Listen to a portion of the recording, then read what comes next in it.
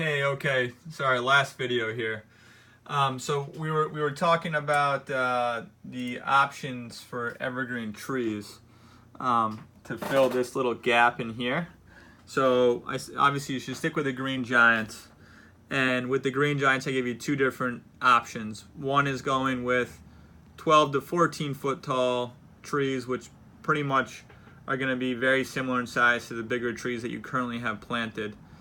Those are $9.50 each, and that's a reduced price just because I have two of them in my yard, my holding yard.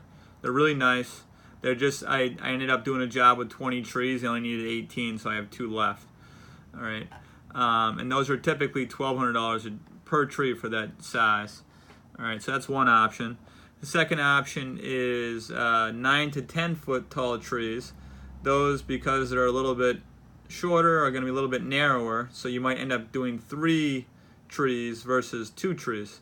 So if you do 3 trees, you're going to be about the same price, actually, about $1,800. If you do 2 trees, you're going to be about $1,900. So those are the two options for filling out that line of green giant arborvitae that screens your neighbor's property. All right. So let's see here. For the next trees, we were talking about covering this 37 feet in here along the street. So I gave you various options. I gave you Thuja emerald green, which is also an arborvitae, emerald green. You'll see them around the neighborhood. They grow more columnar and narrow, which I think is important because you're trying to maximize space on that side of the property. Those are evergreen. They keep their color all winter. I gave you 2 different size options with 2 different costs.